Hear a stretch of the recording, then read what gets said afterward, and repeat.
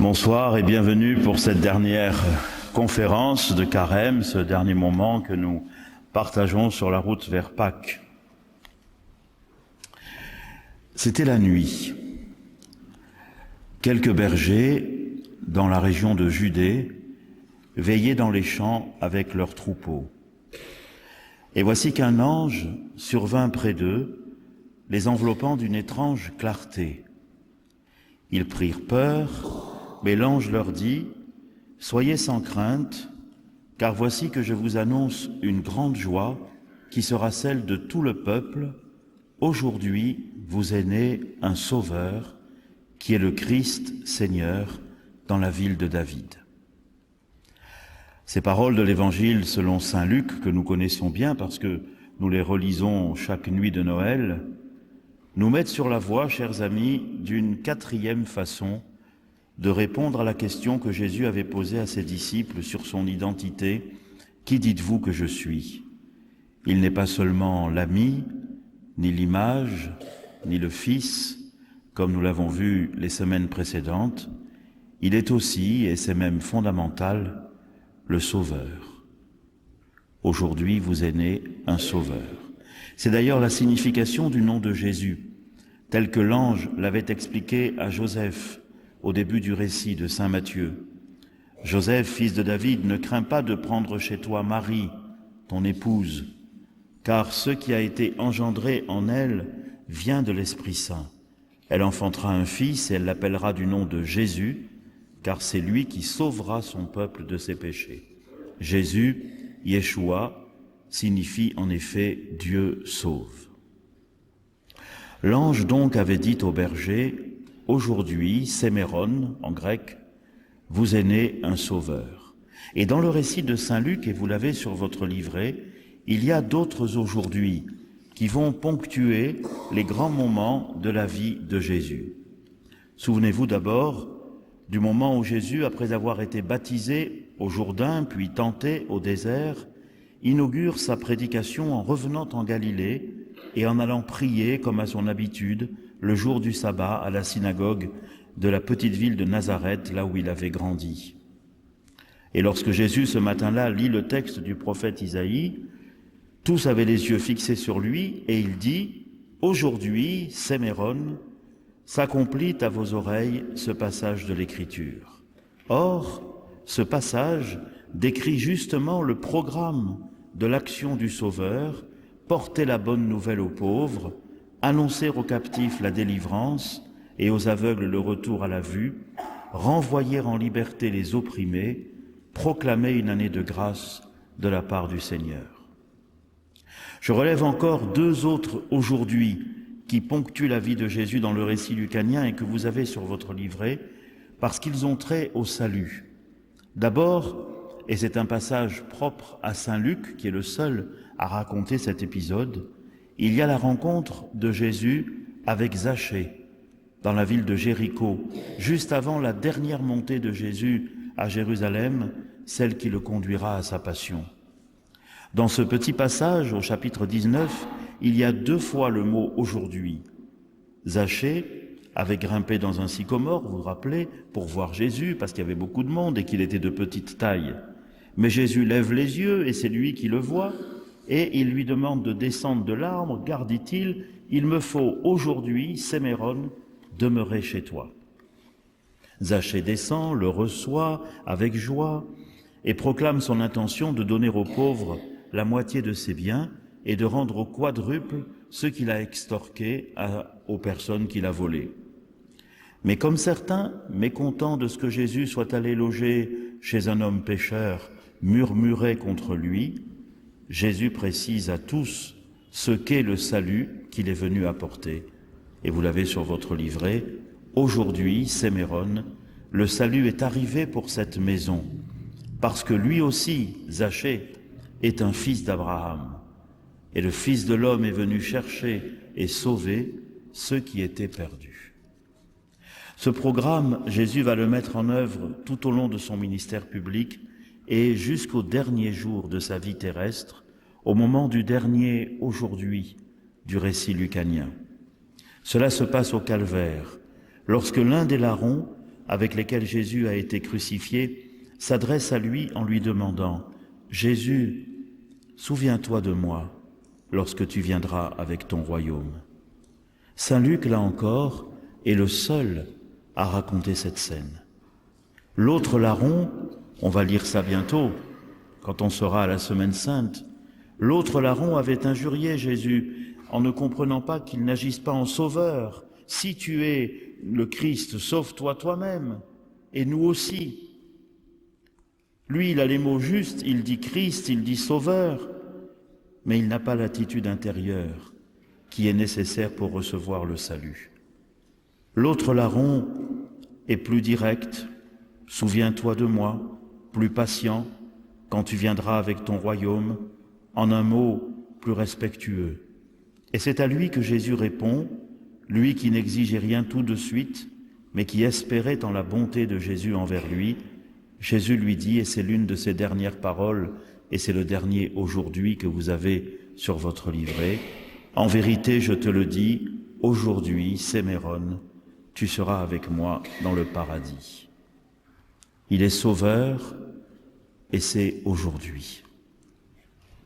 Les premiers chrétiens avaient bien compris que ce Jésus qu'ils appelaient Christ était celui qui sauve, le sauveur du monde. Et l'anagramme ictus, le fameux poisson dont nous avions parlé l'autre dimanche, l'exprimait clairement. Jésus-Christ, Fils de Dieu, Sauveur, vous vous rappelez de la signification de ces lettres qui composent le mot ictus. Et dans sa première lettre à Timothée, saint Paul résumait ainsi la foi de la jeune Église en ce qui concerne le Sauveur, et vous l'avez aussi sur le livret. Voilà ce qui est bon et ce qui plaît à Dieu notre Sauveur, lui qui veut que tous les hommes soient sauvés et parviennent à la connaissance de la vérité, car Dieu est unique, unique aussi le médiateur entre Dieu et les hommes, le Christ Jésus, homme lui-même, qui s'est livré en rançon pour nous. Au fil des siècles, la tradition de l'Église a exprimé de multiples manières la façon dont Jésus était le Sauveur, en essayant de ne pas perdre de vue ces deux aspects exprimés par saint Paul dans la lettre à Timothée, ce qu'on vient de lire. D'une part, l'universalité de l'offre du salut. Dieu veut que tous les hommes soient sauvés et parviennent à la connaissance de la vérité. Et l'autre aspect, c'est l'unicité du médiateur du salut.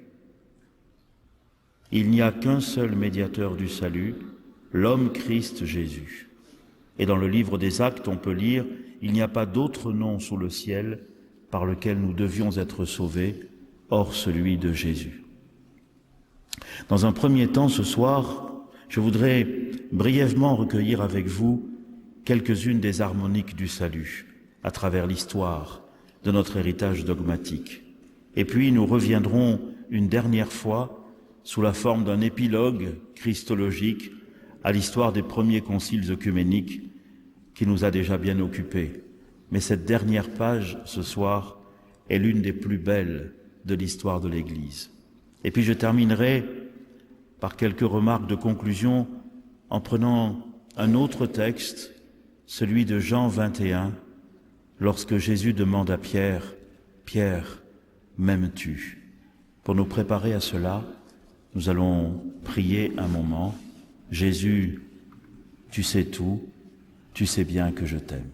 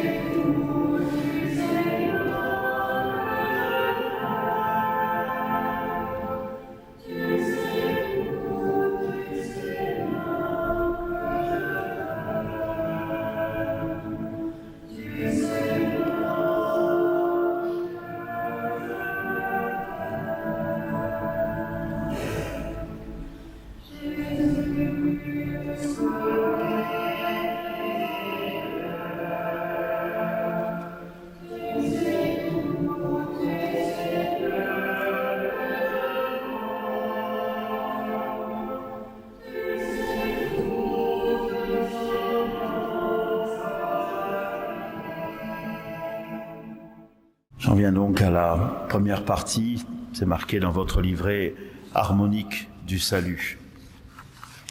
Vous le voyez, on a mis plusieurs mots, comme on le fait des fois aujourd'hui. Divinisation, libération, vie, salut, récapitulation, réconciliation, etc.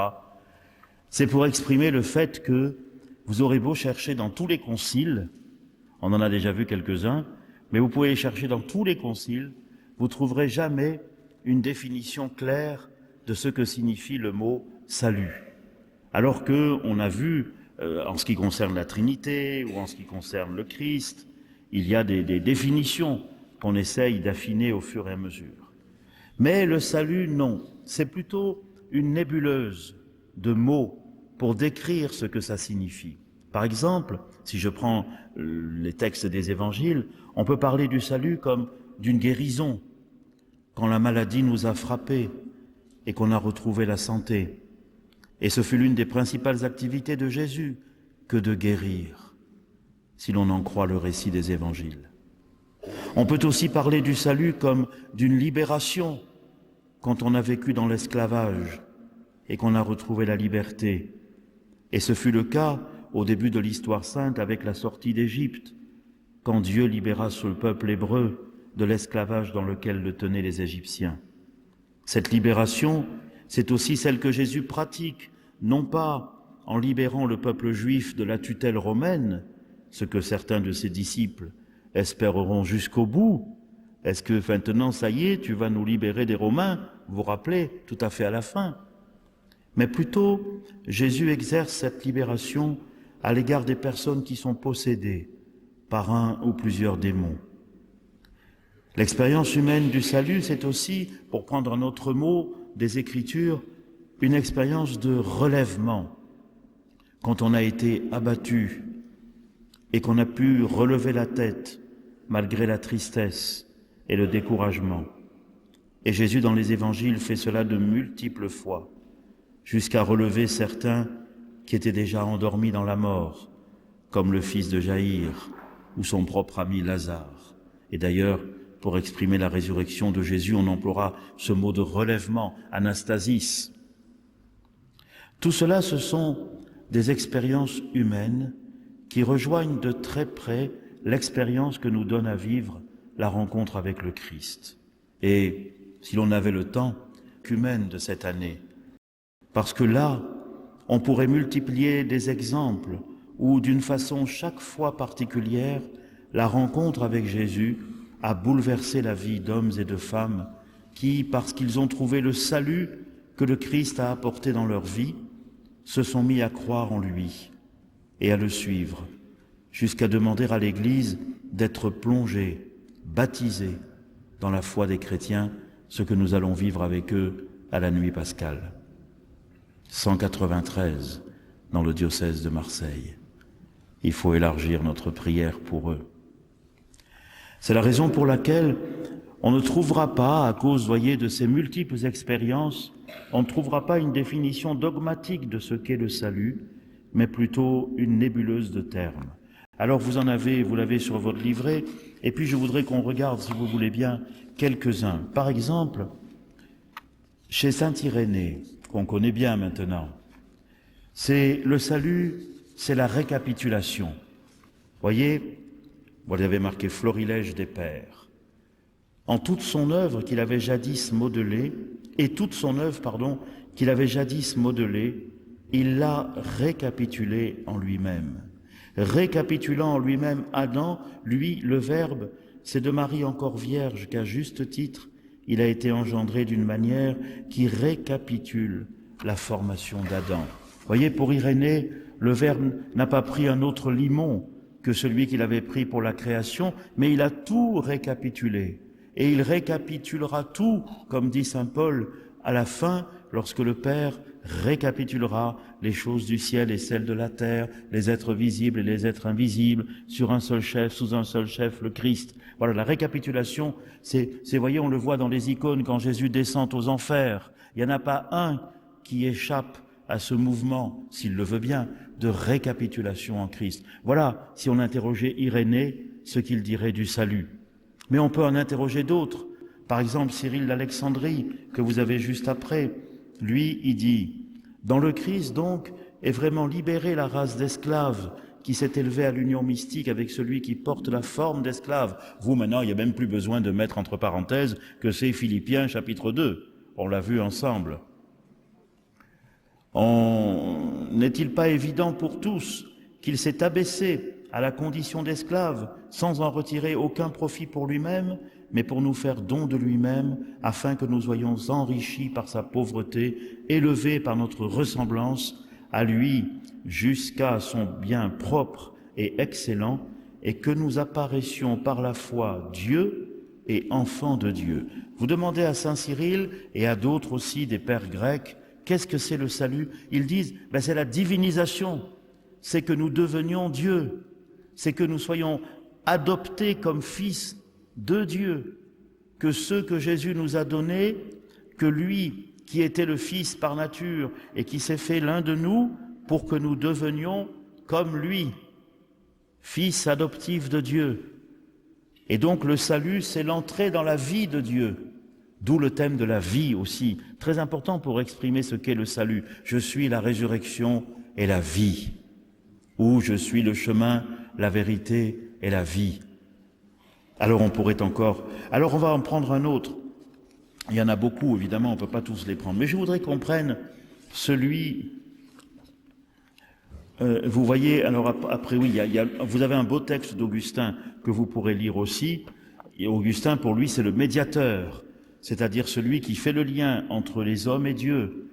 C'est pas quelqu'un qui est à cheval entre les deux. Il est pleinement homme et il est pleinement Dieu et il fait le lien. C'est lui, l'unique médiateur du salut. Si on saute un peu quelques siècles, on va prendre Anselme. J'ai pris Anselme parce qu'on en a déjà parlé. Vous vous rappelez, Anselme de Canterbury, qui était né dans le Val d'Aoste en 1033, et puis qui ensuite est parti comme moine au Bec et Loin, puis après comme archevêque à Canterbury. Voilà, on avait déjà un peu parlé de lui. Alors lui, évidemment, il vit dans un tout autre milieu. Chez lui, c'est plutôt la loi féodale.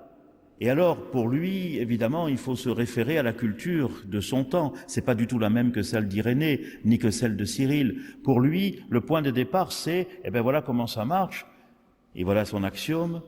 La gravité de l'offense est proportionnelle à la dignité de l'offensé. Par exemple, moi, si je donne une gifle à Thomas Mélac, c'est grave. Mais si je donne une gifle au pape, c'est encore plus grave. La gravité de l'offense est proportionnelle à la dignité de l'offensé. Et alors il dit, qu'est-ce que c'est le péché? C'est comme une gifle qu'on donne à Dieu. Alors là, du coup, la dignité de l'offensé est tellement haute qu'on se demande comment on va faire. Alors, Anselme de Canterbury écrit un livre qui s'appelle Cur Deus Homo, pourquoi un Dieu homme? Et alors, au livre 2, au chapitre 6, il y a ce petit dialogue, c'est un dialogue d'Anselme, c'est surtout Anselme qui compte. Boson, vous allez voir, il dit rien, mais c'est juste pour qu'il y ait le dialogue. On peut le lire, vous l'avez sur votre livret. Or, dit Anselme, cela ne peut se faire s'il n'est personne qui acquitte à Dieu pour le péché de l'homme quelque chose de plus grand que tout ce qui est, hormis Dieu. Boson dit, eh oui, il en est ainsi. Anselme, celui aussi qui, de son bien, pourra donner à Dieu quelque chose qui surpasse tout ce qui est sous Dieu, est nécessairement plus grand que tout ce qui n'est pas Dieu. Boson, qui a compris aussi vite que vous, je ne puis le nier. Anselme, or, rien n'est au-dessus de tout ce qui n'est pas Dieu, sinon Dieu. Boson, ça c'est vrai. Anselme, nul ne peut donc faire cette satisfaction sinon Dieu. Boson, cela s'ensuit. Anselme, mais nul ne doit le faire sinon l'homme. Sinon l'homme ne satisfait pas. Boson, rien ne me semble plus juste. Anselme, s'il est donc nécessaire, comme il est établi, que la cité d'en haut soit menée à la perfection avec des hommes, et si la chose n'est possible que si la satisfaction susdite, que nul ne peut faire sinon Dieu, et nul ne doit faire sinon l'homme, il est nécessaire qu'un Dieu-homme la fasse. Boson, béni soit Dieu, car voici que nous avons trouvé quelque chose de grand. Poursuis donc comme tu as commencé et j'espère que Dieu nous aidera. Voyez ce que ça veut dire, voilà. Pourquoi il faut un Dieu homme? Eh bien parce que pour satisfaire, voyez, l'idée c'est que il faut, on l'avait nous dans Minuit chrétien, il faut apaiser le courroux. Alors pour ça, il faut pouvoir le faire et il faut devoir le faire. Pour devoir le faire, il fallait que Jésus fût homme, mais pour pouvoir le faire, il fallait que Jésus fût Dieu. Voilà. Un autre thème, une autre façon de dire les choses. Vous en auriez encore beaucoup, on ne va pas toutes les lire. Vous avez ici, après, vous avez un beau texte de saint Thomas d'Aquin. Si on dit à saint Thomas d'Aquin, mais qu'est-ce que c'est le salut? Il répondra, c'est la grâce. C'est par la grâce de Dieu que nous sommes sauvés. Et il dira des choses merveilleuses que vous pourrez lire aussi. Et puis, pour résumer tout ça, on peut lire le texte du Concile de Trente. Donc là, on est beaucoup plus tard, au XVIe siècle. On va le lire ensemble. Et en le lisant, on peut penser au catéchumène. Parce que ce texte du Concile de Trente dit, à sa façon, beaucoup de choses qui sont dans l'expérience des catéchumènes. Le Concile déclare en outre que le commencement de la justification chez les adultes, alors voilà un autre mot, vous voyez, on a dit récapitulation, satisfaction, divinisation, justification, on peut mettre réconciliation, voilà, plein de mots. Donc le commencement de la justification chez les adultes doit être cherché dans la grâce prévenante de Dieu par Jésus-Christ. Voilà tout l'apport de saint Thomas d'Aquin qui est aussi là derrière. C'est-à-dire par un appel de lui qui leur est adressé sans aucun mérite préalable en eux. De la sorte, ceux que leurs péchés avaient détournés de Dieu se disposent, poussés et aidés par sa grâce, à se tourner vers leur justification en acquiesçant et en coopérant librement à cette grâce. Ça dit exactement le chemin que nous faisons. Et en coopérant, ça veut dire aussi que on ne s'agit pas simplement de recevoir la grâce, mais qu'il faut aussi œuvrer dans l'esprit comme le Christ. Voilà tous ces mots. On pourrait, encore une fois, en rajouter d'autres, mais voilà toutes les harmoniques du salut qui nous disent que le salut est une expérience personnelle, que chacun décrira avec ses propres mots, mais qui toujours, selon la foi chrétienne, revient au Christ. C'est lui le sauveur du monde et c'est lui le sauveur de chacun.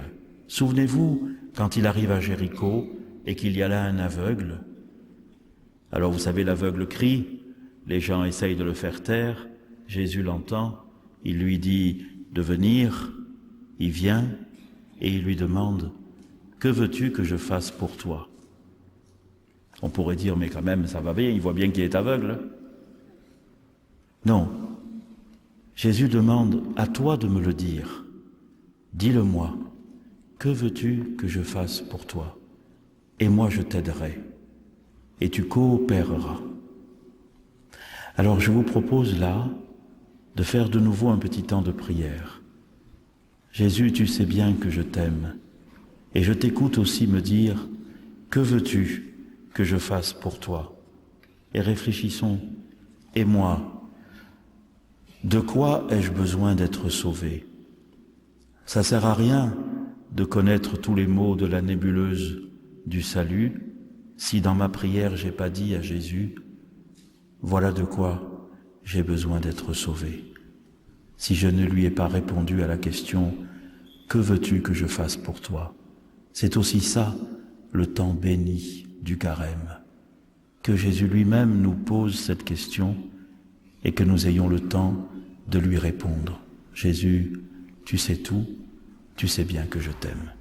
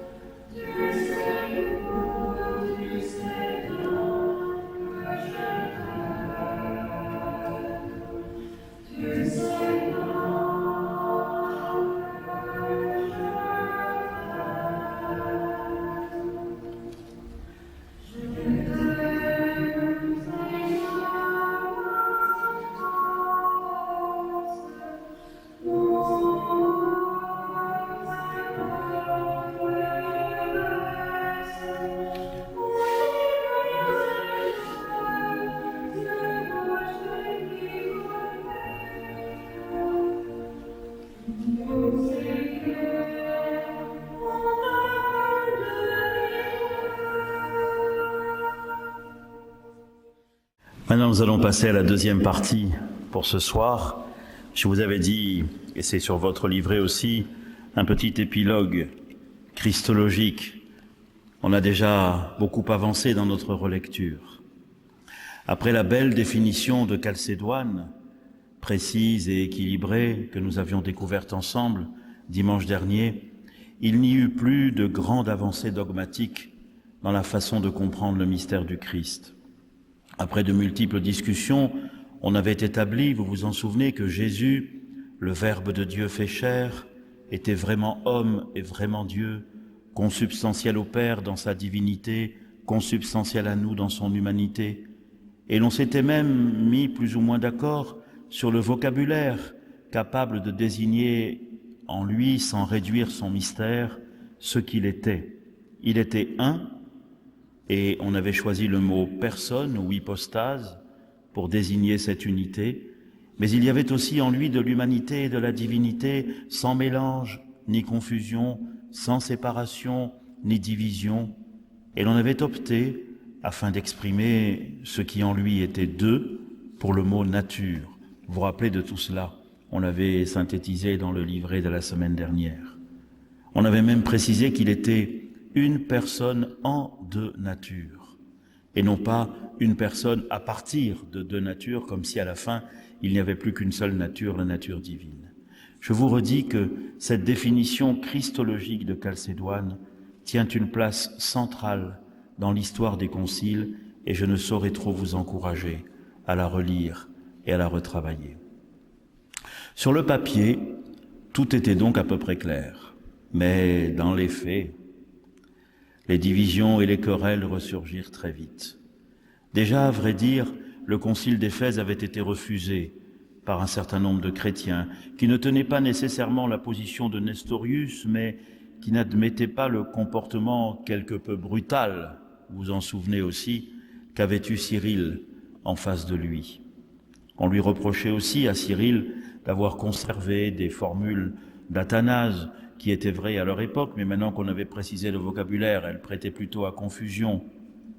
Ce fut le cas de l'église de Perse, séparée dès 424 des pères occidentaux, et qui fut ensuite qualifiée, à tort en rigueur de terme, d'église nestorienne. Cette église fut pourtant, par ailleurs, une grande église missionnaire, puisqu'elle utilisa, elle était en Perse, vraiment vers l'Est, elle utilisa les routes de la soie pour aller jusqu'en Chine. Et il m'a été donné en 1991 d'aller en Chine et de lire, de me faire interpréter sur la stèle qui se trouve à Xi'an, sur le Yangtze-Kiang, une stèle qui date de 781 et où sont racontées les 150 premières années de la présence de chrétiens en Chine. Vous voyez, ils n'avaient pas perdu de temps pour aller jusque là-bas. À l'inverse, un certain nombre de chrétiens qui, eux, étaient entièrement favorables à Cyril, n'admirent pas non plus, eux, le concile de Chalcédoine, parce que pour eux, dire deux natures, c'était revenir au langage de Nestorius. Alors ceux-là, ils étaient plutôt en Égypte et en Syrie, et ils se constituèrent aussi en église que l'on qualifia, à tort encore, en rigueur de terme, de monophysites. Et alors les Chalcédoniens, vous voyez, c'est ceux qui restent au milieu, entre les deux courants. Et puis, on l'a vu, il y a les questions dogmatiques et il y a la situation politique. Et il y a des peuples qui vont se trouver entre deux empires, je pense à l'Arménie par exemple, et qui ne sauront plus exactement de quel côté il faut aller, parce que la question des natures et des personnes, c'est bien beau, mais la question de la survie du peuple, c'est important aussi. Alors, on hésitera un peu, on passera du côté du monophysisme, on passera du côté des Chalcédoniens, et voilà.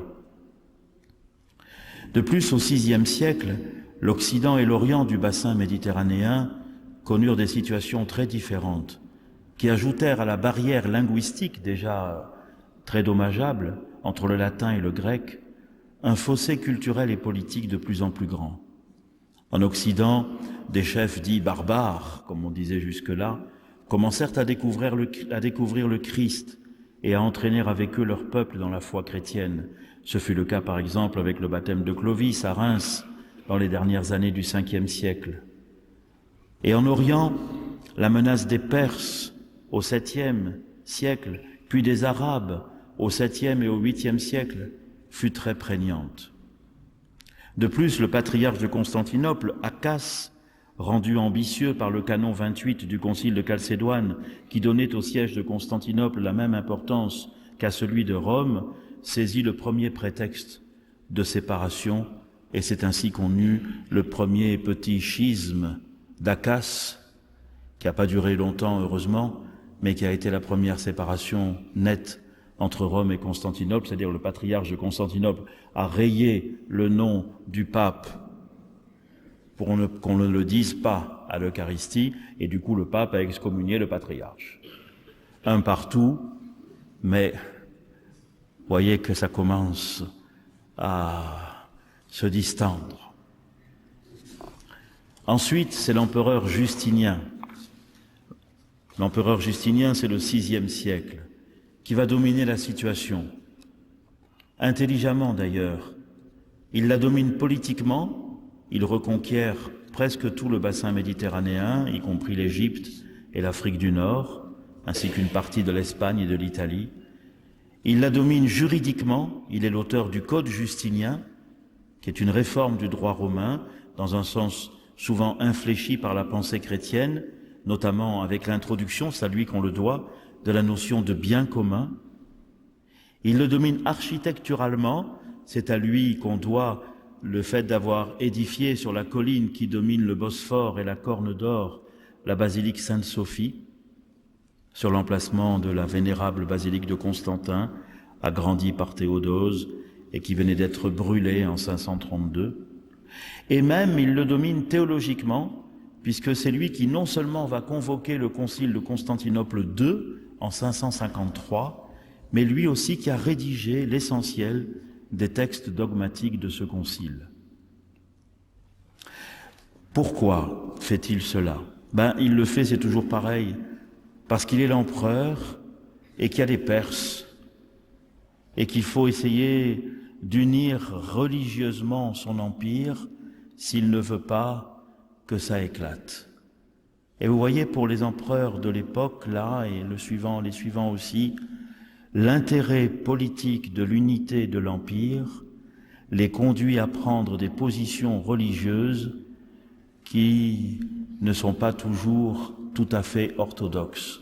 Mais ils font cela parce qu'il faut sauver l'unité de l'empire et qu'on est parti comme ça depuis Constantin, c'est que l'empereur est au-dessus des évêques finalement et que c'est lui qui convoque les conciles. Alors Justinien le fait et ma foi, c'est pas si mauvais que ça si vous voulez, hein. Mais ce qu'il veut, c'est donner des gages aux Égyptiens. Parce qu'il faut regarder aussi, les Égyptiens, c'est eux qui ont le blé, dans tous les sens du mot.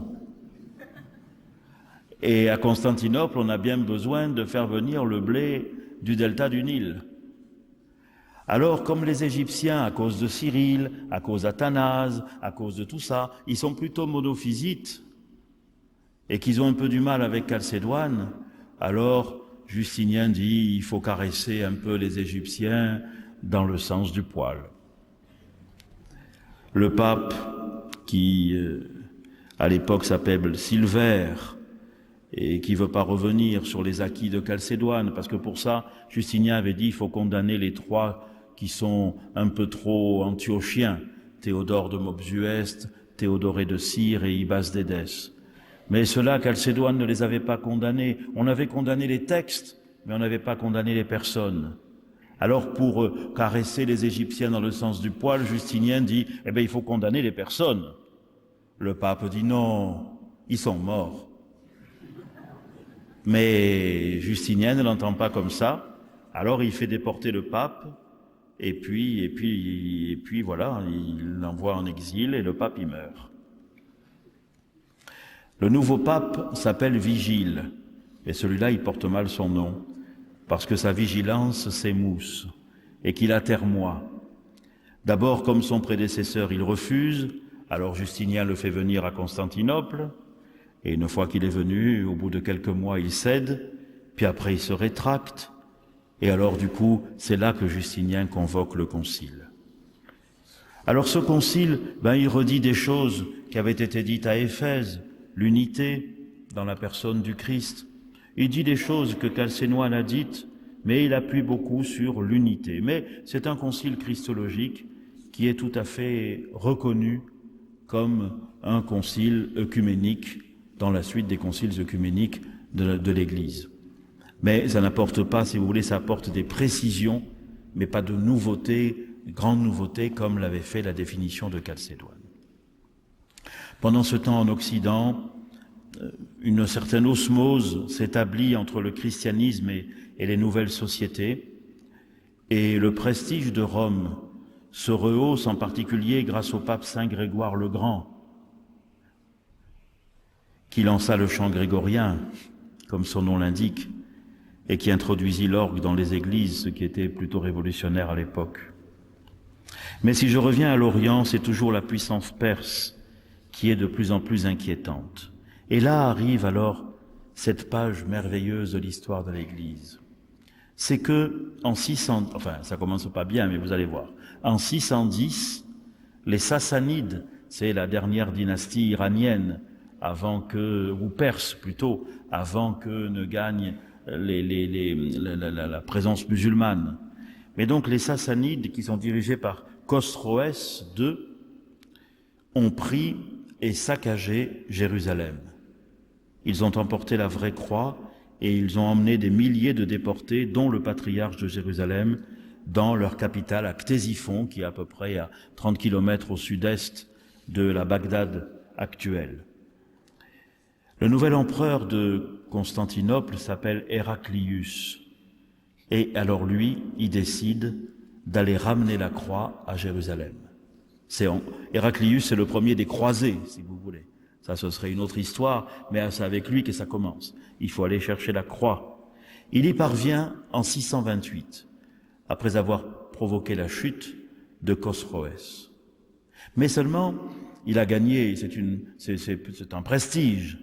Seulement, il s'est aperçu que dans la bataille, les monophysites, ils suivaient pas forcément tout le temps aussi bien, quoi. C'est-à-dire que les divisions à l'intérieur pouvaient aussi pénaliser la possibilité d'obtenir la victoire. Il l'avait obtenue quand même. Mais la question de l'unité religieuse de l'Empire, encore une fois, devient première.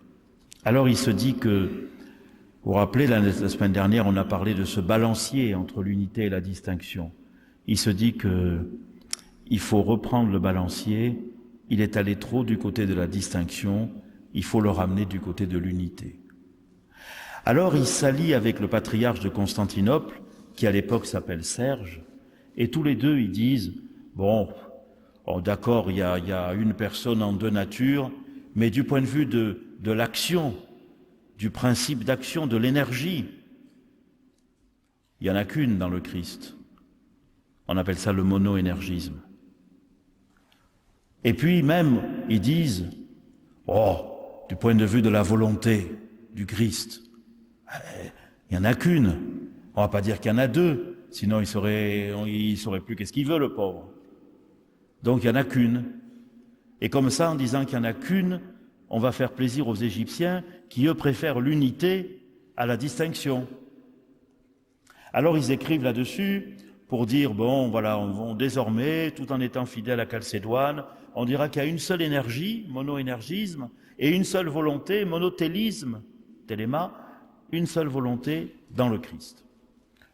Tout va bien, apparemment, sauf pour trois personnes. D'abord, Sophrone, qui est patriarche de Jérusalem. Celui-là, il dit, ça sent pas bon, ça, hein. On va revenir à Éphèse. Le deuxième, c'est Martin. Martin, qui avait été nonce à Constantinople, avait un peu vu tout ça. Il revient ensuite à Rome et en juillet 649, il est élu pape. c'est Martin Ier. Et lui, comme il a vu à Rome que vraiment ça ne pouvait pas donner du bon, le fait que les empereurs soient autant interventionnistes dans les questions de l'Église, alors que tous les papes jusque-là, depuis Constantin, l'avaient fait, lui, il est élu pape et il n'avertit pas l'empereur. Et surtout, il ne demande pas à l'empereur la permission d'être consacré. L'empereur le prend très mal. D'autant que, on est en juillet, Martin Ier convoque pour octobre 649 un concile au Latran. Et là, dans ce concile, où il y a plusieurs centaines d'évêques, mais plutôt de l'Occident, il dit clairement qu'on ne doit pas dire qu'il n'y a qu'une volonté dans le Christ, c'est pas possible. Il fallait bien que le Christ ait une volonté humaine, par laquelle il acquiesce à la volonté divine. D'ailleurs, il n'y a qu'à lire Gethsémani. Non pas ma volonté, mais la tienne. Et puis voilà, et puis il faut que la volonté humaine du Christ, elle joue son rôle. 649, octobre 649. L'empereur est fâché. Il demande à l'exarque qui est à Ravenne, qui s'appelle Olympios, d'aller à Rome pour arrêter Martin. Sauf que Saint Olympios, qui était un peu ambitieux, se dit ouais, je suis à Ravenne, maintenant je vais à Rome, et lui se déclare empereur. Alors bon, ça va pas loin, mais ça s'arrête là, ça donne quelques mois de répit au pauvre Martin, qui finalement sera quand même arrêté et envoyé à Constantinople. Et là, en plus, on l'accusera de complicité avec l'autre qui avait voulu être empereur. Il est condamné et il est envoyé en exil en Crimée, où il meurt en 655. Martin Ier est le dernier pape martyr. À partir de là, les choses changent. Ça va être fini, le coup de l'empereur qui décide de la foi. Et j'ai dit 3 personnes, Sophrone, Martin, et le 3e, c'est Maxime. Maxime, lui, il était né en 580 dans la Palestine byzantine. Et il était entré dans un monastère, là-bas, en Palestine. Et bon, c'est un type qui a beaucoup travaillé, mais qui fut aujourd'hui, on dirait finalement, après avoir été moine, il est devenu un errant ou un migrant. Parce que, à cause des Perses, il a dû fuir la Palestine pour se réfugier à Constantinople en 626. Puis après, à cause des émeutes et tout ça, il a dû fuir Constantinople pour se réfugier à Carthage. Puis après de Carthage, il est arrivé à Rome et il était là en 649 lorsque Martin Ier était devenu pape. Mais Maxime, lui, avait bien compris qu'on ne pouvait pas supprimer la réalité humaine du Christ et que la réalité humaine du Christ, c'était sa volonté aussi, sa liberté. Quelle page extraordinaire pour défendre la liberté humaine du Christ qui, pour nous sauver, a dû le vouloir humainement, le décider comme nous. Pour sauver ça, on sauve aussi la liberté de l'Église à l'égard du pouvoir politique. Maxime fut évidemment arrêté, emmené à Constantinople. Il y a un premier procès. Ce premier procès, il est condamné, Maxime, à vivre dans un monastère de femmes, enfermé. C'est pas parce que c'est avec des femmes, c'est parce que c'est un monastère de femmes, si vous voulez. Enfermé. Mais ce qui est extraordinaire, c'est que ces monastères-là qu'il ne connaissait pas, il finit en discutant avec les femmes, avec les moniales, par les convaincre, si bien qu'elles deviennent d'accord avec lui, si bien même qu'elles refusent l'Eucharistie de celui qui venait célébrer chez elles, mais qui n'était pas d'accord avec Maxime. Si bien qu'au 2e procès de Maxime, et ça c'est terrible, toutes les moines, les moniales de ce monastère seront brûlées vives. Ah non, ça rigole pas.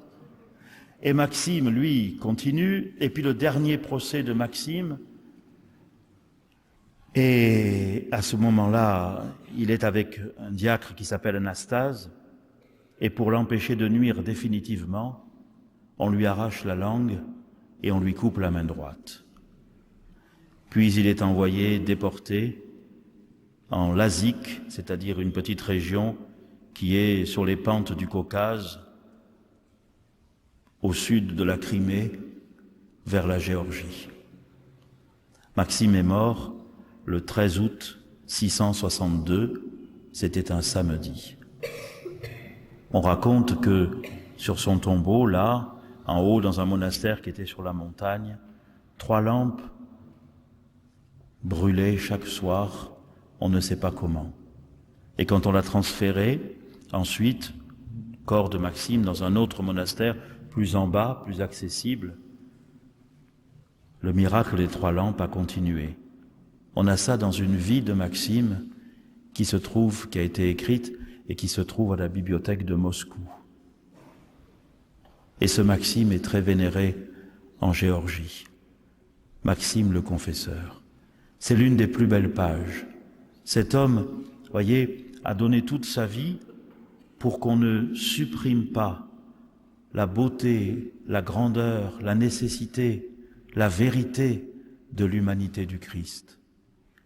Il a une formule que je condense ainsi: il fallait que notre salut fût voulu humainement par une personne divine. Il fallait que notre salut fût voulu humainement par une personne divine. Plus tard, en 680, les choses s'étant un peu calmées, le pape, qui s'appelait Agathon, fit lui-même, en lien avec l'empereur, mais lui-même, convoquer un concile, le concile de Constantinople III, dont vous avez sur vos fiches, sur votre livret, le texte: nous proclamons de la même manière en lui, selon l'enseignement des saints-pères, 2 volontés ou vouloirs naturels et 2 activités naturelles, sans division, sans changement, etc., etc. Voilà cette belle page. Je vous propose un petit temps musical pour nous aider à nous approprier cela. Il fallait que notre salut fût voulu humainement par une personne divine.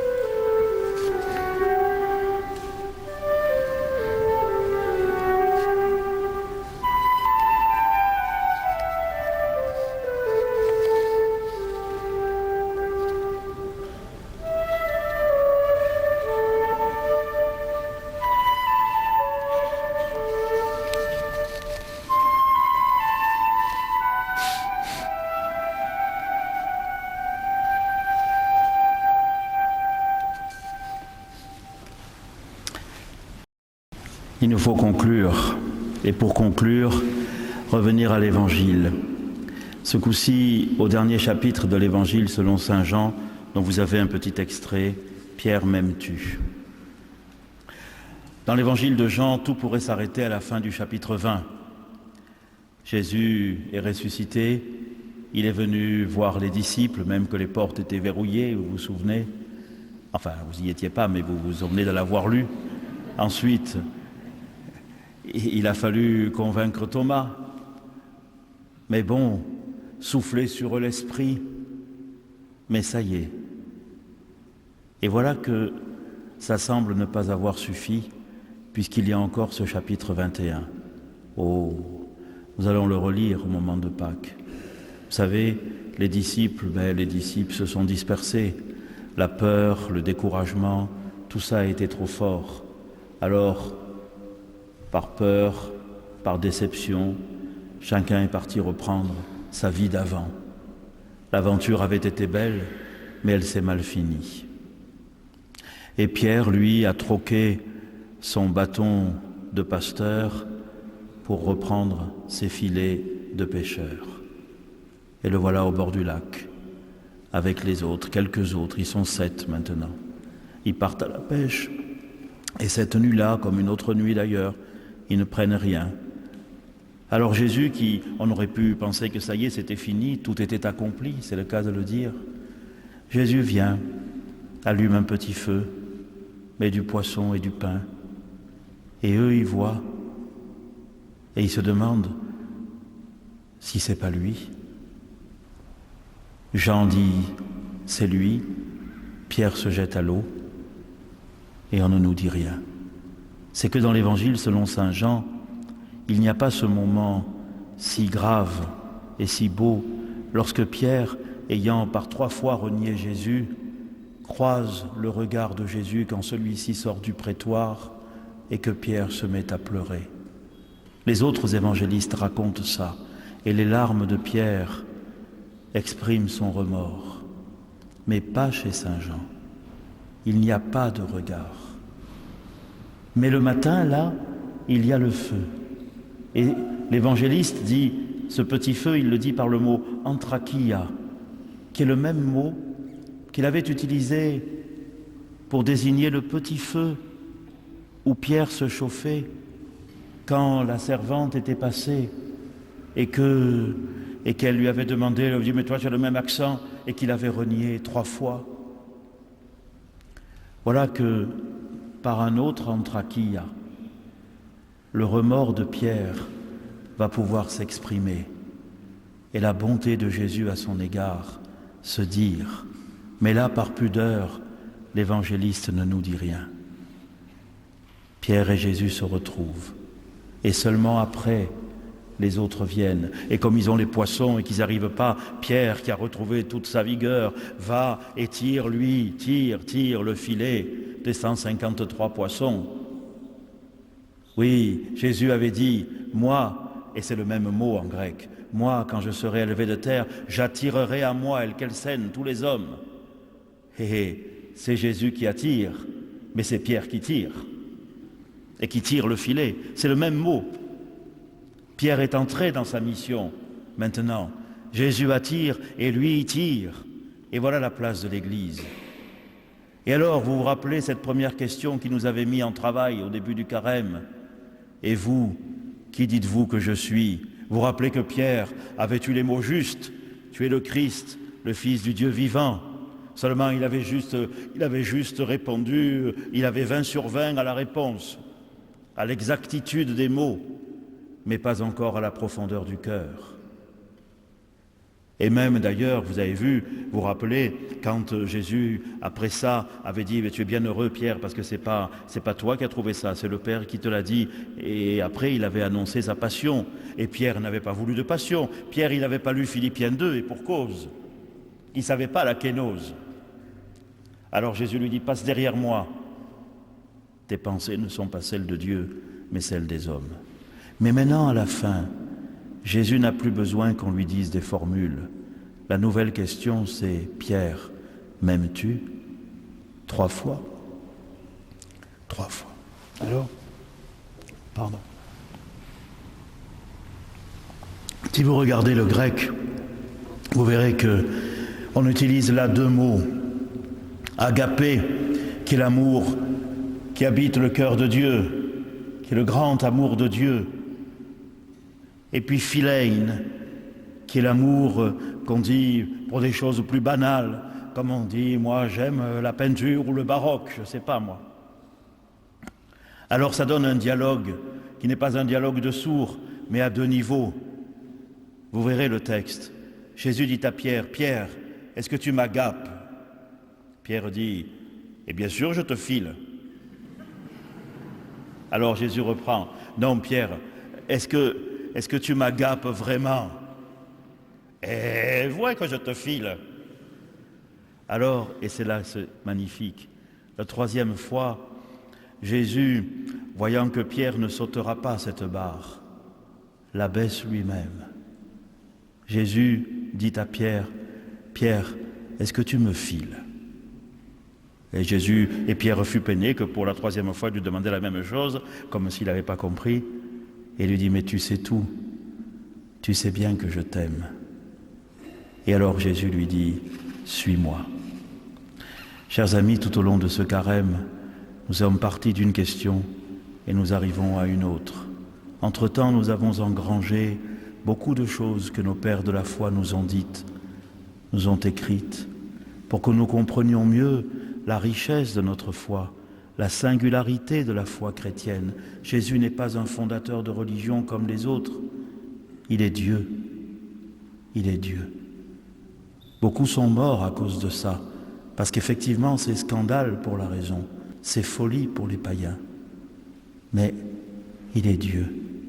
Mais en lui, Jésus, comme dit saint Paul aux Colossiens, a habité corporellement toute la plénitude de la divinité.